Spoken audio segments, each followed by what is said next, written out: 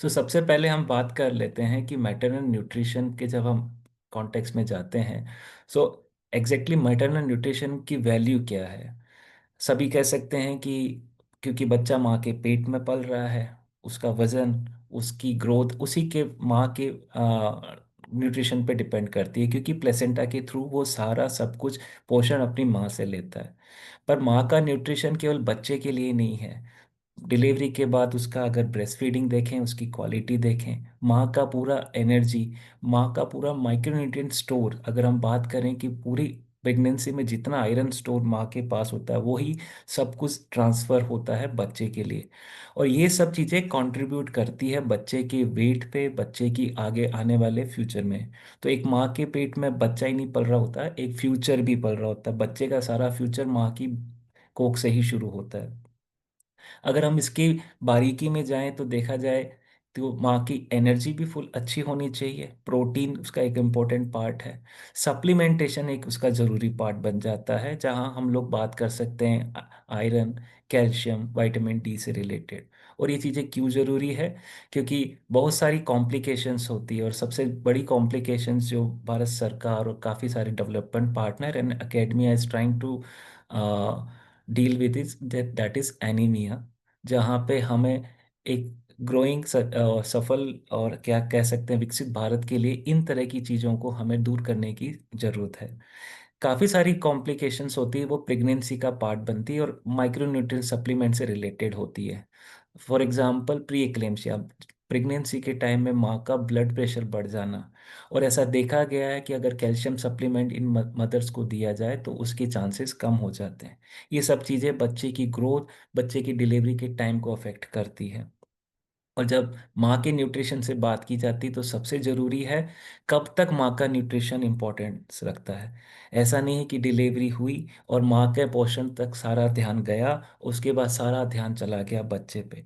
Postnatal period में माँ का यानी लैक्टेटिंग मदर का न्यूट्रिशन उतनी ही महत्ता रखता है। जितना न्यूट्रिशन माँ प्रेगनेंसी पीरियड में लेती उसकी रिक्वायरमेंट बढ़ जाती है। आपने गाइडलाइंस में भी देखा होगा कि माँ के न्यूट्रिशन की कैलोरीज रिक्वायरमेंट बढ़ जाती है जब वो एक बच्चे को दूध पिलाती है। ये सब चीज़ें एक कंप्लीट पैकेज बनाती है मैटरनल न्यूट्रिशन का। मेरा जो सार इस चीज़ का निकल के आ रहा है कि पोषण जरूरी है, पोषण एक लंबे ड्यूरेशन के लिए ज़रूरी है, और उसके अंदर प्रोटीन भी एक इम्पोर्टेंट पार्ट बनता है, सप्लीमेंटेशन भी एक उसका पार्ट बनता है। अगर हम देखी जाए कुछ और बारीकी चीज़ों पे, जैसे फोलिक सप्लीमेंटेशन, आईएफए सप्लीमेंटेशन, तो भारत सरकार काफ़ी गाइडलाइंस के थ्रू उन्हें क्वांटिफाई और डिफाइन करता है। अगर हम प्रिवेंटिव एस्पेक्ट से देखें तो कहा जाता है कि हर माँ को 180 दिन तक आयरन की दवाई लेनी चाहिए, जिसमें 60 मिलीग्राम आयरन होता है। अगर वो माँ एनीमिया से पीड़ित है, अगर उसमें एनीमिया डिटेक्ट है तो उसकी डोज बढ़ जाएगी। साथ ही कैल्शियम की डोजेज भी इसी तरह डिफाइन की गई है। कुछ और सप्लीमेंटेशन इंटरवेंशंस है जो हम ऑर्गेनाइजेशन के थ्रू और भारत सरकार के थ्रू प्रमोट करते हैं, जिसमें डबल फोर्टिफाइड सॉल्ट, जिसमें आयरन और आयोडीन की मात्रा नमक के साथ दी जाती है। तो ये कुछ इंटरवेंशंस हैं जो सारी ऑर्गेनाइजेशन भारत सरकार भी इम्प्लीमेंट करती है कि ये चीज़ें माँ के न्यूट्रिशन को पूरा करें। यहाँ के बाद अब जो मैं बात कहना चाह रहा हूँ वो काफ़ी नए रिसेंट एडवांस नॉलेज को ऐड करती है, जिसमें देखा गया है कि सप्लीमेंटेशन में कुछ नए चीज़ें भी अगर जोड़ दी जाए, जिसे हम एक कलेक्टिव वर्ड से बोलते हैं मल्टीपल माइक्रोन्यूट्रिएंट सप्लीमेंटेशन, जिसमें कुछ और सप्लीमेंट्स ऐड किए जाते हैं, बैलेंस प्रोटीन एनर्जी सप्लीमेंटेशन। ये ऐसे इंटरवेंशंस को देखा गया ग्लोबली जो बच्चे के जन्म के वेट को काफ़ी अफेक्ट करते हैं। डॉक्टर समीर ने एक काफ़ी अच्छी चीज़ बताई कि बर्थ वेट जो एक काफ़ी बड़ा प्रिडिक्टिव फैक्टर होता है बच्चे के आगे के जीवन के लिए।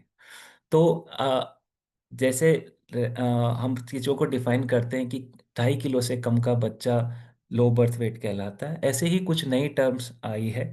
नई नहीं है, उन चीज़ों को किस तरह से फ्रेम किया गया है कि अगर बच्चा समय से पहले हो तो उसे प्री टर्म कहते हैं, के बाद होने वाला बच्चा पोस्टर्म कहलाता है।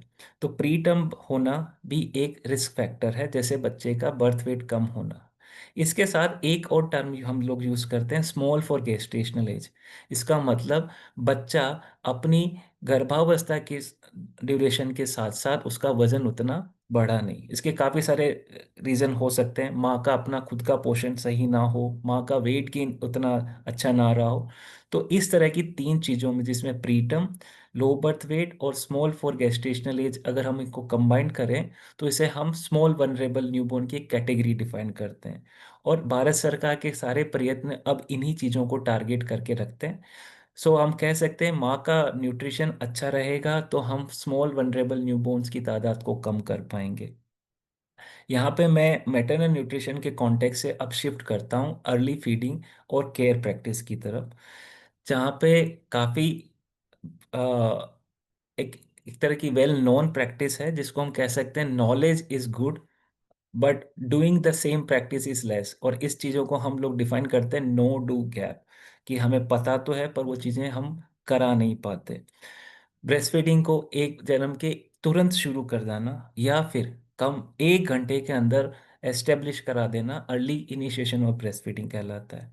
ये क्यों जरूरी है? क्योंकि सबसे गाढ़ा मिल्क, जिसे हम कोलेस्ट्रम कहते हैं, प्रचुर मात्रा में जिसमें न्यूट्रिएंट होते हैं, बायो एक्टिव फैक्टर्स होते हैं, जो बच्चे की ग्रोथ, पोल्ट्री, या कह सकते हैं काफ़ी सारे इन्फेक्शंस को बचाने में बच्चे को मदद करता है। और सबसे ज़रूरी चीज़, ये बच्चे के मेटाबॉलिक प्रोग्राम्स के लिए काफ़ी ज़्यादा इम्पोर्टेंट है। तो इन चीज़ों को ध्यान में रखते हुए ब्रेस्ट फीडिंग को शुरू करवाना, और इसे exclusive and effective breast feeding, जो टर्म डॉक्टर समीर ने यहाँ मेंशन करी, इफ़ेक्टिवनेस, मुझे याद आता है कि जब हम काफ़ी सारे स्पेशलिस्ट के साथ जब बात करते हैं टू डिफाइन कि क्या ब्रेस्ट फीडिंग कहलाती है, सो आई कैन रिकॉल कि there are 50 ways to define effective breast feeding. कि अगर एक माँ एक बच्चे को दूध पिला रही है तो 50 ऐसी चीज़ें हैं जो अगर हम इंश्योर करें, जैसे अटैचमेंट की बात करी, क्यूइंग की बात करी, काफ़ी सारी चीज़ें हैं जो एक इफेक्टिव ब्रेस्ट फीडिंग में होती है। तो science of breast feeding is still needs to be understood well before we ask any mother to do it. पर जितना आसान किया जा सके, अगर हम किसी मार्क्स या किसी हेल्थ केयर वर्कर को बोलें कि ये 50 चीज़ें अगर होगी तो ब्रेस्ट फीडिंग इफेक्टिव है, समय है कि हम स्लोली स्लोली इन चीज़ों को उनकी प्रैक्टिस में डालें।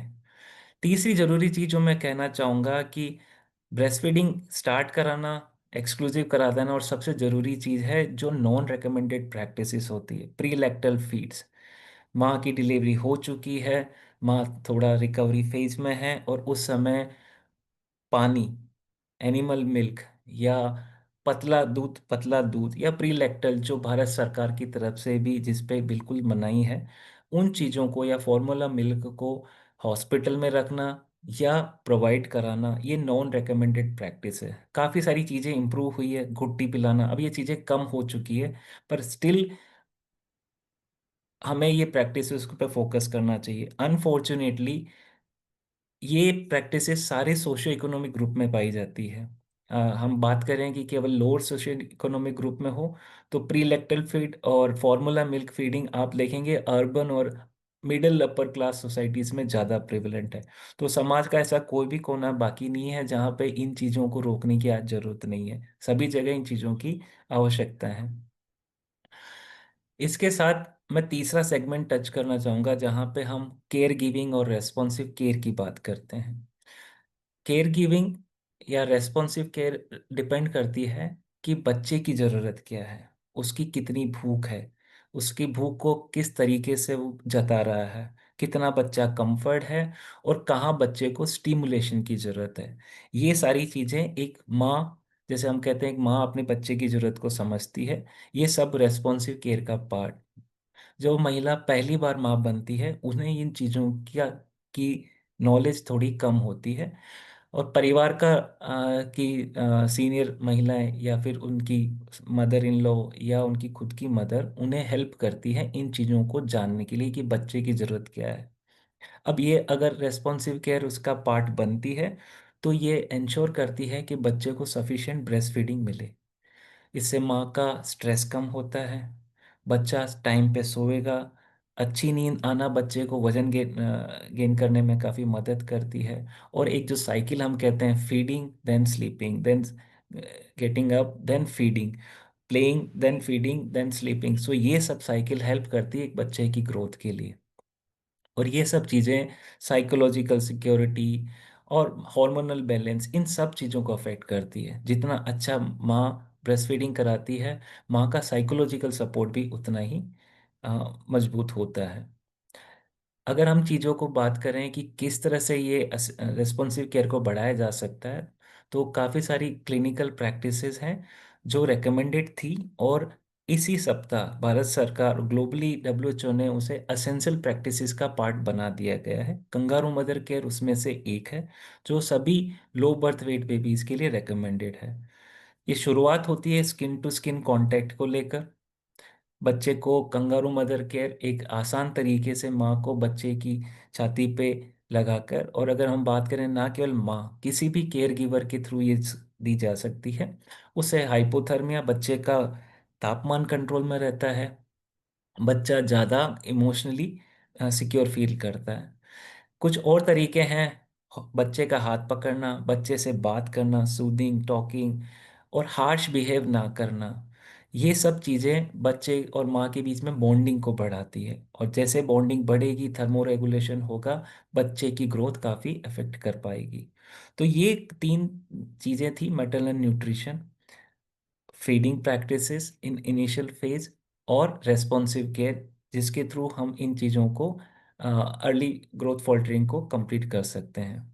आखिरी चीज़ जिस पे हमें जोर देना है वो है नो डू गैप। किस तरह से आज हम, जो हमारी फ्रंटलाइन वर्कफोर्स है, कह सकते हैं डॉक्टर्स जो पेरिफेरीज में सर्विसेज देते हैं, जिनके पास समय की कमी है, पर क्या आसान चीज़ें हैं जो वो इम्प्लीमेंट या अपने काम में डाले जा सकते हैं।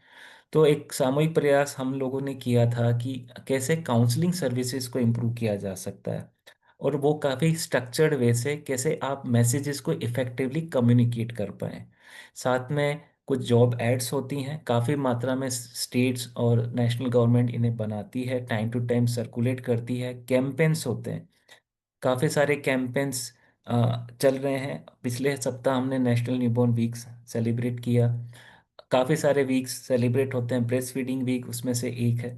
इन सारे प्रयासों के थ्रू भारत सरकार और काफ़ी डेवलपमेंट पार्टनर सपोर्ट करते हैं इन चीज़ों को समुदाय तक पहुंचाने का। आखिरी चीज, जब सब चीज़ें प्रयास होती है तो समुदाय में क्या चीज़ें होना जरूरी है, परिवार के लेवल पे, जिसमें पति, सास, इनका क्या रोल है, कैसे वो माँ को उसके एग्जिस्टिंग वर्क से थोड़ा रिलीव कर पाए, कैसे वो ब्रेस्ट फीडिंग को सपोर्ट कर पाए माँ को, कैसे मेल्स पार्टिसिपेशन को बढ़ाया जा सके, और किस तरह से अर्ली डिटेक्ट किया जा सके। इन सब चीज़ों में सोशल बिहेवियर चेंज का काफ़ी बड़ा रोल है। मुझे उम्मीद है कि अगले सेशन में डॉक्टर जयेंद्र इन चीज़ों को ज़रूर टच करेंगे और इन चीज़ों पे बात करेंगे, और इस वेबिनार के थ्रू हम लोगों के पास अपॉर्चुनिटी है अपने इन सवालों के जवाब ढूंढने के लिए।